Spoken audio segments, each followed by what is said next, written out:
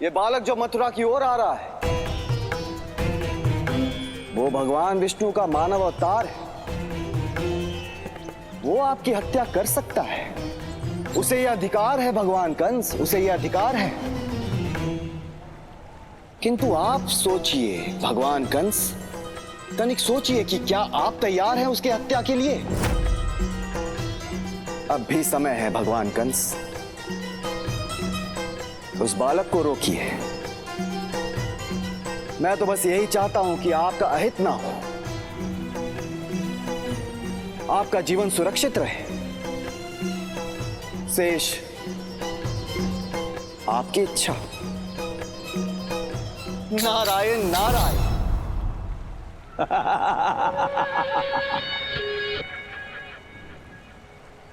ये विष्णु का दूत अवश्य है, किंतु ये भली भांति जानता है कि एक दिन सृष्टि रचयिता, जगत पालक, पालनहार भगवान मैं ही बनूंगा।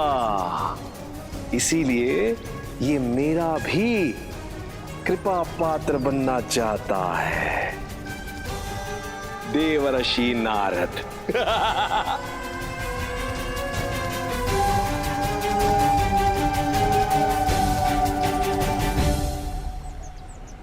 तो ये बात तो सत्य कह रहा था।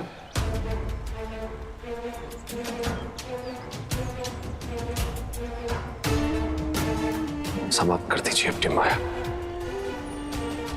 इन सभी मार्गों को पूर्ववत कर दीजिए।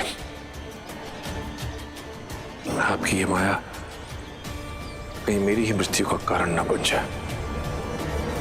ये क्या कह रहे हो पुत्र? इस बालक का अंत करने के लिए तुमने कितनी प्रतीक्षा की है। हाँ मां, मैंने सोचा था, किंतु वो छलिया हमसे एक पग आगे की सोचता है। वो चाहता था कि उसका वो परम अवतार श्री कृष्ण मथुरा आए, और वो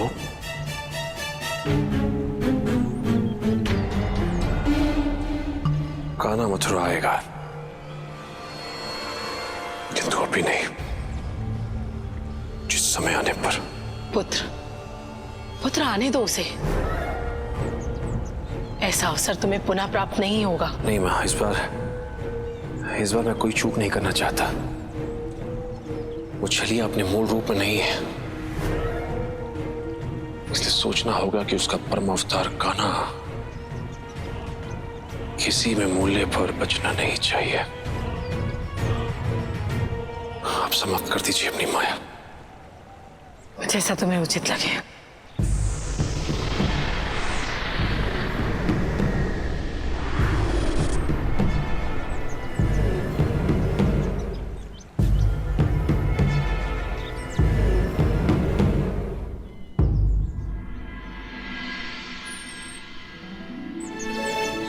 कान्हा, ये देखो बरगद का पेड़, और वो रहा पश्चिम जाने का मार्ग। अर्थात जो उज्जैनी का मार्ग खोया था वो वापस मिल गया। दाऊ, ये तो अच्छी बात है। हाँ कान्हा, अच्छी बात तो है, किंतु उस कंस के लिए वो आज मेरी मुद्गल की मार खाने से बच गया। अब चलो। पुत्र, नारद की बात पर विश्वास मत करो। छल हुआ है तुम्हारे साथ। नारद उस विष्णु का भेजा हुआ भेदिया था। कदाचित आप भ्रमित हो गई हैं मां, मैं नहीं। ये सारा घटनाक्रम तो अब मुझे समझ आने लगा है। पहले ब्रह्मा से मुझे वरदान का मिलना, उसके पश्चात आकाशवाणी होना, और फिर उस छलिए का मानव रूप में जन्म लेना। वाह चक्रधारी, ये सब तूने इसीलिए किया ना, ताकि तू मानव रूप में मेरा अंत कर सके। जो तू सोच रहा है वो मैं होने नहीं दूंगा। इस बार तू नहीं, मैं तेरा वध करूंगा। भगवान, परंतु कैसे कैसे वध करोगे? वो कान्हा तो बंदरावन से दूर जा रहा है शिक्षा ग्रहण करने, फिर कैसे? जैसे वो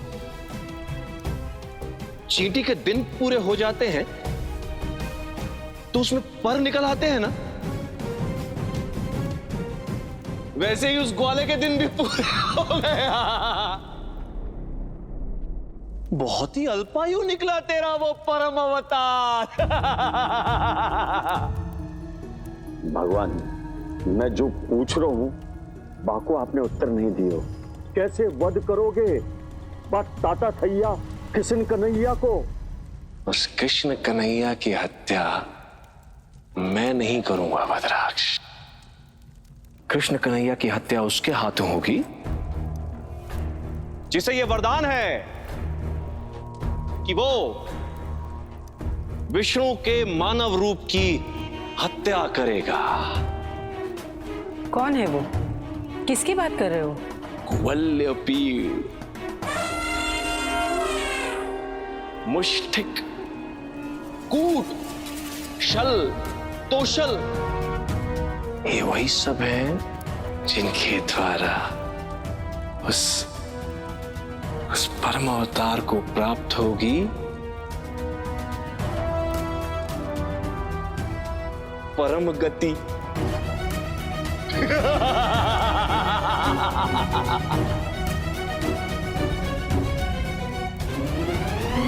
पुत्र भविष्य के सुनहरे स्वप्न वर्तमान में छिपे होते हैं और तुमने वर्तमान के उसी सबसे बड़े अवसर को छोड़ दिया है। भगवान हूं मां, भगवान कंस अंतर्यामी, अपना भविष्य जानता हूं। पुत्र, शत्रु के द्वारा दिखाया हुआ भविष्य भ्रम के अतिरिक्त कुछ नहीं होता। जानता हूं मां, उस चक्रधारी का वो छलिया भक्त मेरी नहीं अपितु अपने प्रभु श्री कृष्ण की रक्षा करने यहां आया था। यदि वो विष्णु कुटिल है तो मैं उसका भगवान कूटनीतिज्ञ हूं। कहीं तुम्हारी कूटनीति के पीछे तुम अपनी मृत्यु का भय तो नहीं छुपा रहे?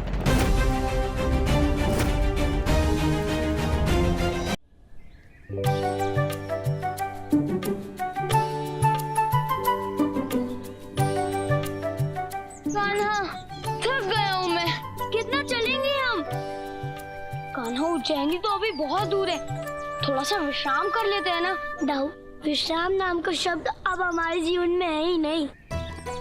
हमें गुरुदेव संदीपनी के आश्रम भी तो पहुंचना है और आपको उस कंस को दंड भी तो देना है ना दाऊ। कान्हा, उस कंस को दंड देने के लिए तो मैं दिन रात चलने को तैयार हूँ। चलो। चलिए। किंतु कान्हा, जहाँ तक मुझे पता है गुरुकुल पहुंचकर हमको ये वस्त्र त्यागने पड़ेंगे और गुरुकुल के वस्त्र पहनने पड़ेंगे। हाँ दाऊ, तो आप उसकी चिंता क्यों कर रहे हैं? क्योंकि जैसा देश वैसा बेस। नहीं कान्हा, मैं इस विषय में सोच रहा था कि गुरुकुल पहुंचकर हमारे जीवन में क्या क्या परिवर्तन आएगा। दाऊ, तो आप सीधे सीधे क्यों नहीं कह देते? क्या आपको अपने लड्डुओं की याद आ रही है? क्योंकि गुरुकुल में सभी बालकों को अल्पाहारी बनना पड़ता है और मैंने तो सुना है कि गुरुदेव संदीपनी के आश्रम में लड्डू नहीं अपितु चने खाकर अपना जीवन काटना पड़ता है। चने? हाँ। चलो कान्हा, चलिए दाऊ।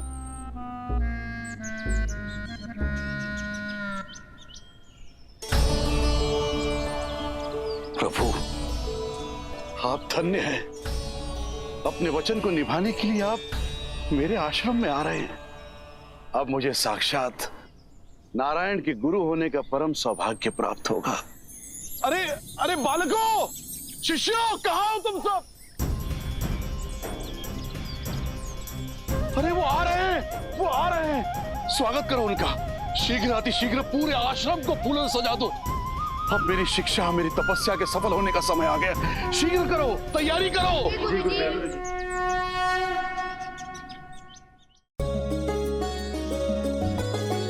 संदीपनिका पुलकित है मन, संदीपनिका पुलकित है मन।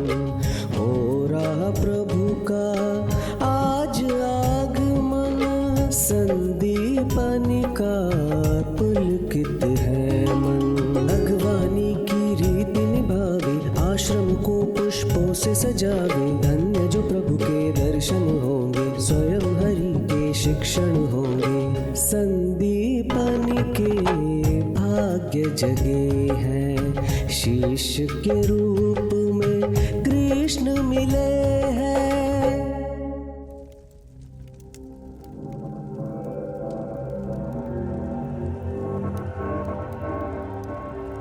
यदि भय से भला हो तो इसमें बुराई क्या है मां? असुर होकर मृत्यु का भय? आपके पुत्रों और भगवान कंस में यही अंतर है। तब तक जितने भी असुर हुए उनके भीतर मृत्यु का भय नहीं था। सबको यही लगता है कि एक बार ब्रह्मा विष्णु महेश से वरदान मिल गया तो संसार का कोई भी देवता उन्हें मार नहीं सकता। किंतु देवता छल ना करे ये संभव नहीं। उनके प्रत्येक अमरत्व के वरदान में मृत्यु का कुचक्र छिपा होता है। आप स्वयं देख लीजिए, जितने भी असुरों को अमर होने का वरदान प्राप्त हुआ सबके सब मारे गए। भस्मासुर से रावण तक, हिरण्यकश्यप से होलिका और अंधक तक। अर्थात मेरे साथ भी इन देवताओं ने वही छल किया। मुझे ब्रह्मा से वरदान प्राप्त हुआ कि संसार का कोई भी देवता मेरा अंत नहीं कर सकता। हम असुर वरदान प्राप्त होते ही इतने अंधे हो जाते हैं कि हमें और कुछ दिखाई ही नहीं देता। हमें सदा एक ही और दिखाई देता है और यही हमारी मृत्यु का कारण बनता है। जैसे कि वो उस विष्णु का मानव रूप परम अवतार श्री कृष्ण केवल मुझे दिखाई दे रहा है। अर्थात तुम उसके पास नहीं जाओगे, तुम उसके आने की प्रतीक्षा करोगे कि वो आए और तुम्हारी हत्या कर दे। क्षमा चाहता हूं मां। जैसे आपके असुर पुत्र वैसे ही आप सब मरने मारने की बातें करते हैं। जीवन के बारे में कोई नहीं सोचता। मैं प्रतीक्षा नहीं कर रहा था। मैंने एक चक्रव्यूह की रचना की है। 4 ऐसे चक्रव्यूह जिसे मेरा भांजा कान्हा कभी पार नहीं कर पाएगा। बुलाऊंगा उसे, उसकी हत्या भी होगी और मारेगा उसे वो जो चक्रव्यूह के प्रथम द्वार पर खड़ा है, एक हाथी जिसका नाम है कुवल्यपीड़। कुवल्यपीड़?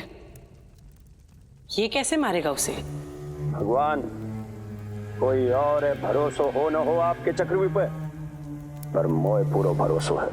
पर भगवान, जे गजराज मिले होगा मथुरा में, तो ऐसे कोयला पीड़ नाम को कोई गजराज ना है।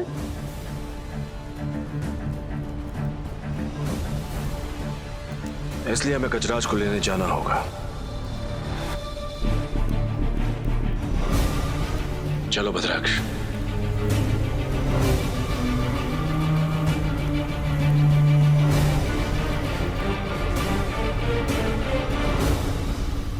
नारायण नारायण। प्रभु, ये कंस कैसी योजना बना रहा है? ये किस चक्रव्यूह की बात कर रहा है? देव ऋषि, अब तक कंस को कृष्ण से भय नहीं था,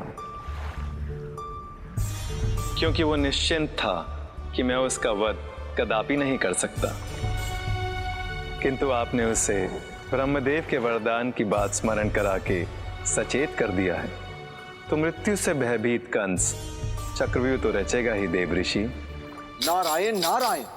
किंतु प्रभु, ये महापापी कंस किस हाथी की बात कर रहा है? कहां रहता है वो हाथी जो परम अवतार श्री कृष्ण के लिए संकट बन सकता है? देव ऋषि, इस हाथी का नाम कुवल्यपीड़ है और ये कलाहारी वन में रहता है।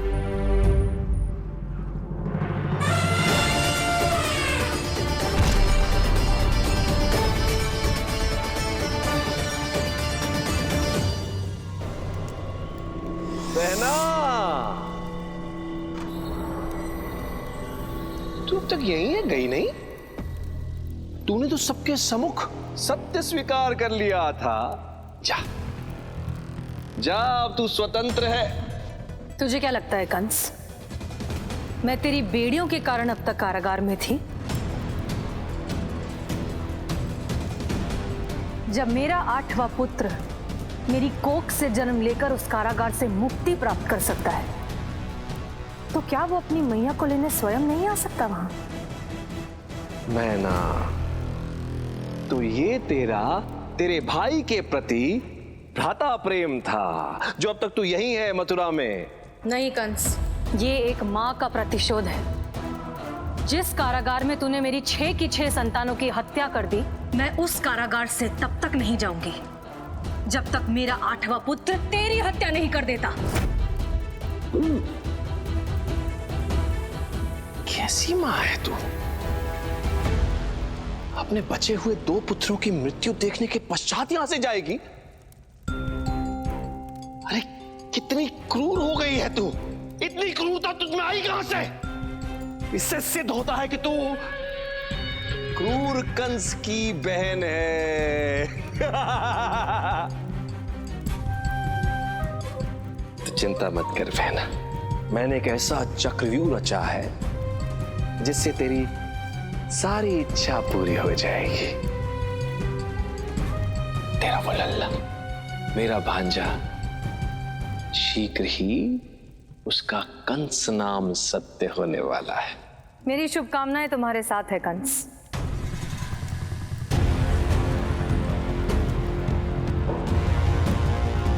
क्योंकि शीघ्र ही तुझे तेरे प्रतिदिन के प्रयासों से मुक्ति मिलने वाली है। तू ना सही, तेरा भांजा विजयी अवश्य होगा। इसी बात पर मिठाई खाओ।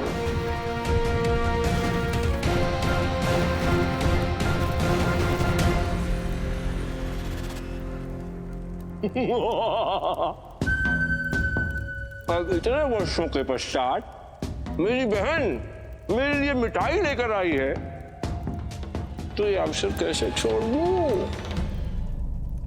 अब अपने भांजे की मृत्यु के पश्चात मुंह मीठा तो नहीं कर पाऊंगा ना मैं। शीघ्र करो कंस, क्योंकि मेरा लल्ला तुम्हारी हत्या की तैयारी में जुट चुका है। अब तुम्हारे पास अधिक समय नहीं है।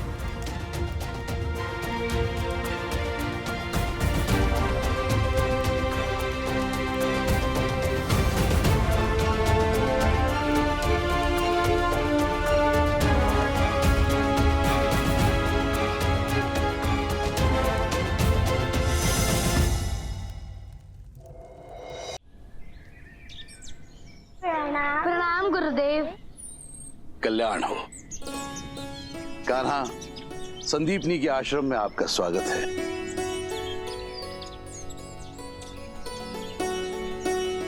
किंतु गुरुदेव, सका सुदामा नहीं दिख रहे।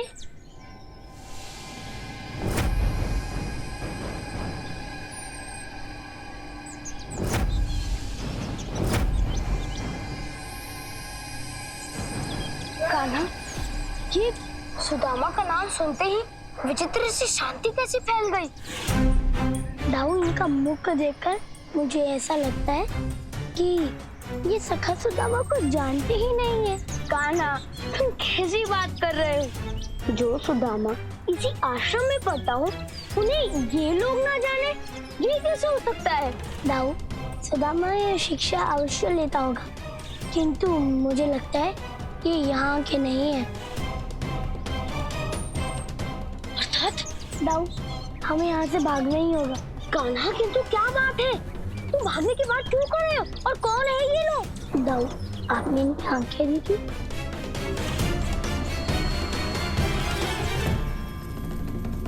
मुझे लगता है ये ऋषि संदीपनी और उनके शिष्यों के भेष में असुर है। कान्हा, तुम शक्ति पर हो।